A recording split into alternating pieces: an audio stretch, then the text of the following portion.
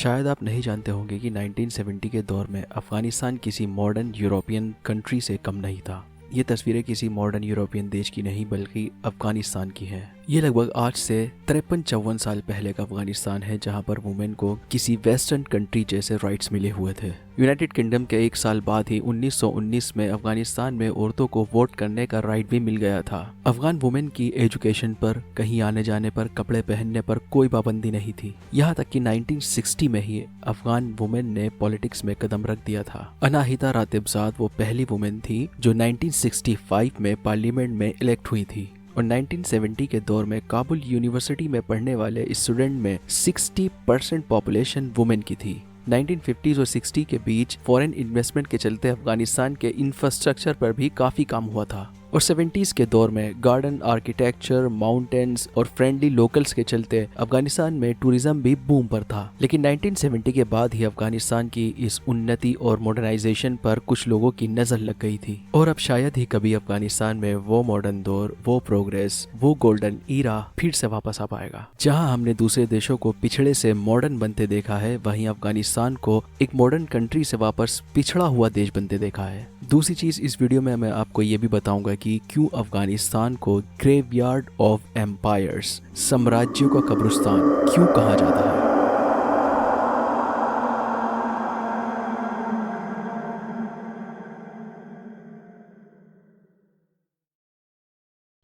अफगानिस्तान में केओस और एनर्की की स्थिति हमेशा से बनी रही है। मतलब अफगानिस्तान में ज़्यादा समय तक स्थिति स्टेबल नहीं रहती और ऐसा नहीं है कि कुछ ही सालों से अफगानिस्तान में ये सब चल रहा है, बल्कि एंशिएंट टाइम से ही इन्वेजन्स के कारण वहाँ पर अराजकता की स्थिति बनी रहती है।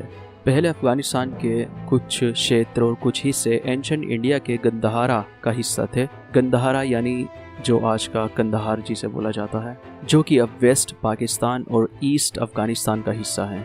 साउथर्न और ईस्टर्न अफगानिस्तान के कुछ क्षेत्र पहले से ही पश्तून लोगों द्वारा बसाए हुए थे। ये ईस्टर्न ईरानियन एथनिक ग्रुप से आते हैं और पश्तो लैंग्वेज भी ईस्टर्न ईरानियन लैंग्वेज मानी जाती है।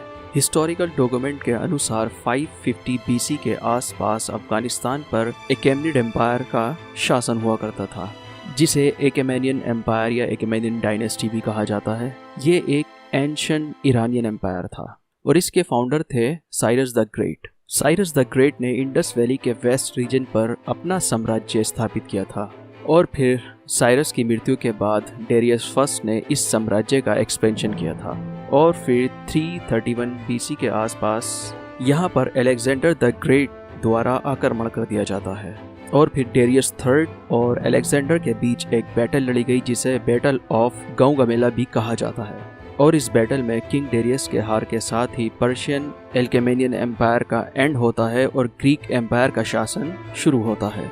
लेकिन अलेक्जेंडर के लिए ये इतना आसान नहीं था, क्योंकि अफगान ट्राइबल एरियाज में गोरिल्ला वॉरियर्स और ट्राइबल लोगों द्वारा अलेक्जेंडर को काफ़ी चुनौतियों का सामना करना पड़ा था। इसीलिए अलेक्जेंडर ने अफगानिस्तान के बारे में कहा था कि अफगानिस्तान में घुसना तो आसान है लेकिन निकलना बड़ा मुश्किल है। लेकिन बताया जाता है कि अलेक्जेंडर के समय अफगानिस्तान में ग्रीक कल्चर का भी काफ़ी इन्फ्लुएंस रहा है और अलेक्जेंडर के टाइम पर यहाँ पर कई शहर भी बसाए गए थे, जिसमें एक था अलेक्जेंड्रिया ऑफ द एरियंस, जो आज का हेरात सिटी बताया जाता है।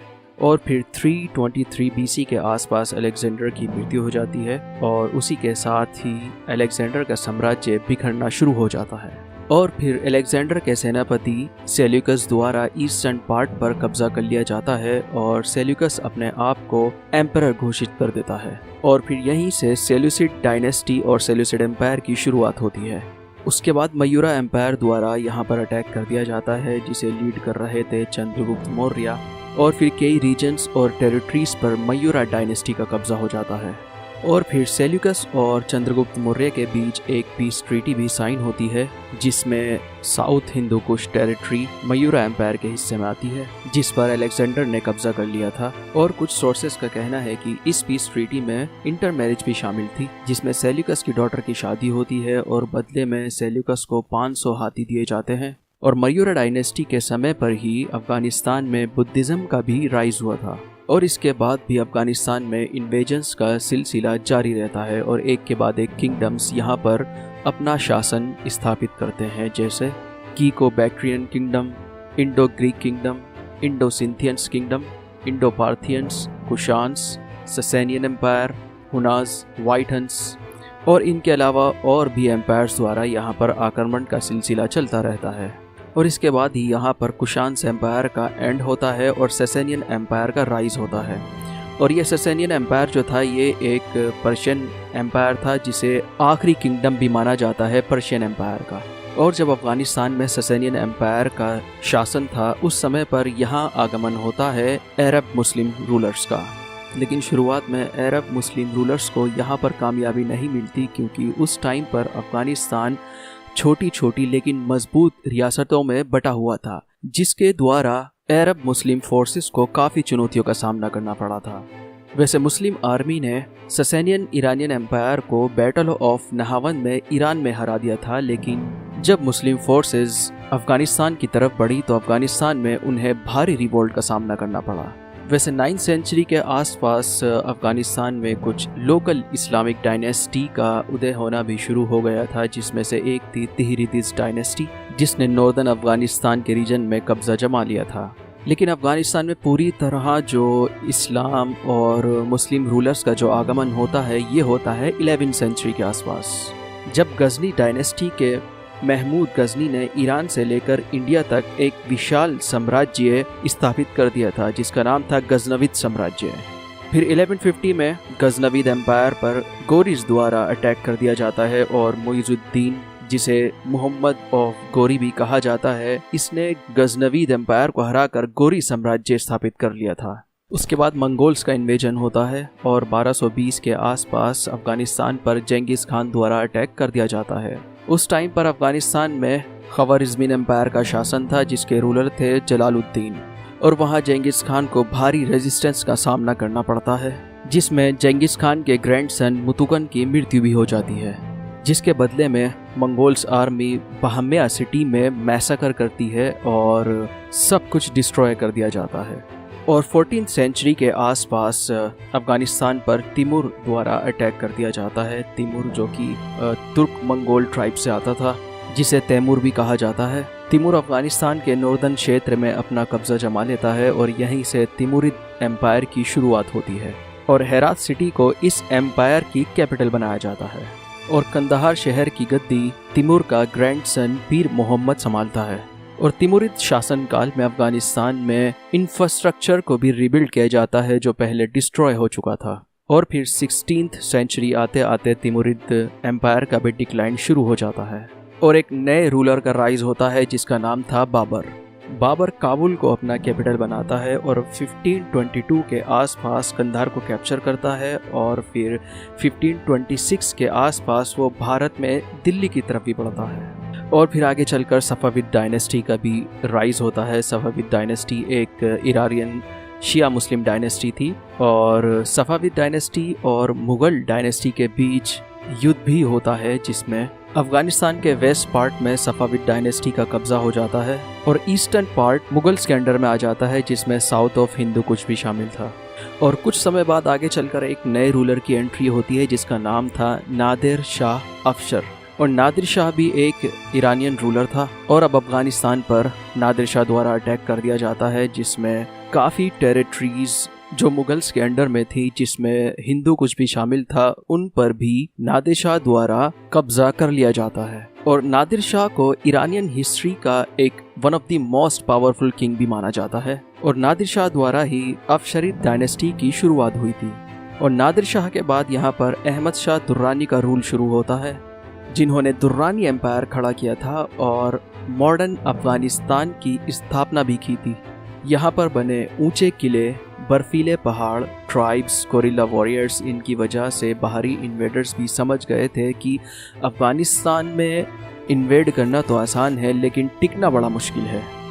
अब अफगानिस्तान में किंग्स और एम्परर्स द्वारा इन्वेजन्स का सिलसिला थोड़ा रुका तो अब यहाँ पर एक नया गेम शुरू हो जाता है जिसे कहा जाता है द ग्रेट गेम। होता क्या है कि 19वीं सेंचुरी के आसपास ब्रिटिश एम्पायर और रशियन एम्पायर के बीच अफगानिस्तान को लेकर एक टसल चल रही थी और दोनों की ही नज़रें अफगानिस्तान पर टिकी थी और इसका कारण था सेंट्रल एशिया। रशियन एम्पायर को डर था कि ब्रिटेन सेंट्रल एशिया में अपनी पकड़ ना बना ले। और वहीं ब्रिटेन को लगता था कि रशियन एम्पायर पहले सेंट्रल एशिया में कब्जा करेगा और उसके बाद भारत में घुसेगा। और उस टाइम पर ब्रिटिश एम्पायर एक पावरफुल एम्पायर भी था। अब इसी कश्मकश में यूनाइटेड किंगडम अफगानिस्तान पर अटैक कर देता है।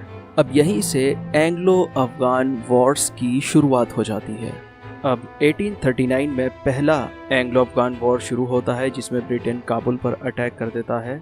लेकिन अफगान ट्राइब्स कुछ साधारण वेपन्स के साथ ही ब्रिटिश आर्मी का डटकर मुकाबला करती है। इवन ब्रिटिश आर्मी को वापस खदेड़ भी देती है और 4 साल युद्ध में गंवाकर ब्रिटेन के हाथ कुछ नहीं लगता। इवन ब्रिटिश एम्पायर को हार का सामना करना पड़ता है, जिसमें ब्रिटिश एम्पायर का मॉरल भी डाउन हो जाता है, मनोबल टूट जाता है और ये विश्वास भी कि ब्रिटिश एम्पायर को कोई नहीं हरा सकता। अब 1878 में ब्रिटिश एम्पायर द्वारा अफगानिस्तान पर दूसरा अटैक किया जाता है और यहाँ से दूसरे एंग्लो अफगान वॉर की शुरुआत होती है। और इस दूसरे एंग्लो अफगान युद्ध में ब्रिटिश को थोड़ी कामयाबी मिलती है, लेकिन अंग्रेज़ अपने पांव अफगानिस्तान में नहीं जमा पाते और उन्हें वापस भागना पड़ता है। अब 1919 में ब्रिटिश एम्पायर द्वारा अफगानिस्तान पर तीसरा अटैक किया जाता है और तीसरे एंग्लो अफगान वॉर की शुरुआत होती है। और तीसरे युद्ध में ब्रिटेन 4 महीने बिताकर अपनी फौज अफगानिस्तान से वापस बुला लेता है और अफगानिस्तान को इंडिपेंडेंट डिक्लेयर कर देता है। और अब ब्रिटेन और अफगानिस्तान के बीच एक ट्रीटी भी साइन हो जाती है, जिसमें ड्यूरेंट लाइन भी इस्टेब्लिश कर दी जाती है। ड्यूरेंट लाइन यानी एक international border between British India and Afghanistan. 2670 kilometres की ये ड्यूरेंट लाइन है, यानी ये बॉर्डर है जो वेस्टर्न में ईरान से जाकर मिलती है और ईस्टर्न में चाइना से। लेकिन अब जो ये बॉर्डर है, ये ड्यूरेंट लाइन जो है, ये पाकिस्तान में आता है। अब ये अफ़गानिस्तान और पाकिस्तान का बॉर्डर बन चुका है, क्योंकि उस टाइम पर पाकिस्तान नहीं था और इंडिया पाकिस्तान के पार्टीशन के बाद ये हिस्सा पाकिस्तान में चला गया। तो अब ये अफ़गानिस्तान और पाकिस्तान का बॉर्डर बन गया। अब 1920 में अफ़गानिस्तान के वेस्टर्नाइजेशन और मॉडर्नाइजेशन का दौर शुरू होता है और उस टाइम पर अफ़गानिस्तान की गद्दी पर थे अमानुल्लाह खान। और एक ये वो दौर था तब अफ़गानिस्तान किसी वेस्टर्न कंट्री से कम नहीं था। अमानुल्लाह बिलीव रखते थे कि सबको इक्वल राइट्स मिलने चाहिए, सबको इंडिविजुअल फ्रीडम मिलनी चाहिए और इनका एम था कि एक्सपोर्ट बढ़ाया जाए और इंपोर्ट को कम किया जाए, नेशनल इंडस्ट्रीज़ बनाई जाए। अमानुल्लाह ने स्कूल्स और कॉलेजेस बनाए जिसमें बॉयज़ एंड गर्ल्स एक साथ पढ़ सकें और वुमेन के लिए स्ट्रिक्ट ड्रेस कोड जो था जैसे बुरखा, उस पर से भी इन्होंने पाबंदी हटा दी थी। यानी अब अफ़गानिस्तान में बुरखा वगैरह पहनना कोई ज़रूरी नहीं रह गया था। अमानुल्लाह ने स्कूल्स और कॉलेजेस बनाए थे जिसमें मेडिकल और साइंस की एजुकेशन दी जाती थी और यहाँ तक कि फ्रेंच टीचर भी हायर किए जाते थे। और आज के तालिबानी रूल में आप और हम जानते हैं कि 8 साल की बच्ची का स्कूल जाना भी अलाउड नहीं है। और ये चीज़ मुझे याद दिलाती है इरानियन रेवोल्यूशन की। 1979 के रेवोल्यूशन से पहले ईरान भी ऐसा ही मॉडर्नाइज था, लेकिन अमानुल्लाह का ये रिफॉर्म और ये मॉडर्नाइजेशन अफ़गानिस्तान में कुछ कट्टरपंथियों को नहीं भाया और जिसकी वजह से अफ़गानिस्तान में सिविल वॉर छिड़ जाता है और अब अफ़गान गवर्नमेंट सोवियत यूनियन से मदद मांगता है और सोवियत यूनियन अफ़गान गवर्नमेंट की मदद के लिए अपनी फोर्सेस अफ़गानिस्तान भेज देता है। अब क्या होता है कि अफ़गानिस्तान में सोवियत यूनियन आर्मी से लड़ने के लिए मुजाहिदीन के ग्रुप बनने शुरू हो जाते हैं। ये ग्रुप सोवियत यूनियन आर्मी का विरोध करते हैं और उनसे जंग करते हैं, जिसके रिटेलिएट में सोवियत यूनियन एयर स्ट्राइक भी करती है और इसमें आम जनता को भी काफ़ी मुश्किलों का सामना करना पड़ता है। उस टाइम पर सोवियत यूनियन एक सुपर पावर माना जाता था, लेकिन मुजाहिदीन के ग्रुप्स सोवियत यूनियन आर्मी को टक्कर दे रहे थे क्योंकि मुजाहिदीन को वेपन्स प्रोवाइड करा रहे थे दूसरे देश जैसे Pakistan, Saudi Arabia, Egypt, UK, China और यूएसए। और कुछ सोर्सेस का कहना है यूएसए मुजाहिदीन को वेपन्स तो प्रोवाइड करा ही रहा था, साथ ही पाकिस्तानी इंटेलिजेंस द्वारा फाइनेंशियली मदद भी पहुंचा रहा था। इसे एक प्रॉक्सी वॉर भी कहा जा सकता है क्योंकि कई सारे देश इसमें डायरेक्टली शामिल ना होके इनडायरेक्टली इन्वॉल्व थे, इसीलिए इसे नाम दिया गया था द ग्रेट गेम। और काफ़ी स्ट्रगल के बाद सोवियत यूनियन आर्मी का अफ़गानिस्तान के कुछ शहरों में कब्ज़ा भी हुआ, जिसमें लाखों अफगान लोग मारे गए और कुछ देश छोड़कर ही चले गए।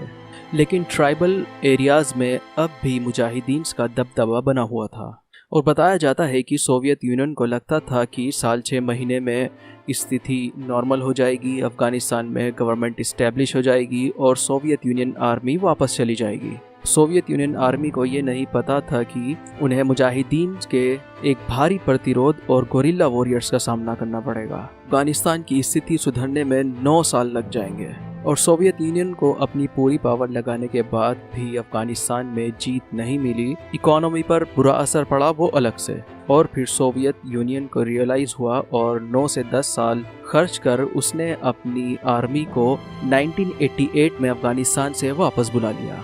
और इसके कुछ साल बाद ही सोवियत यूनियन बिखर गया और छोटे छोटे देशों में बंट गया।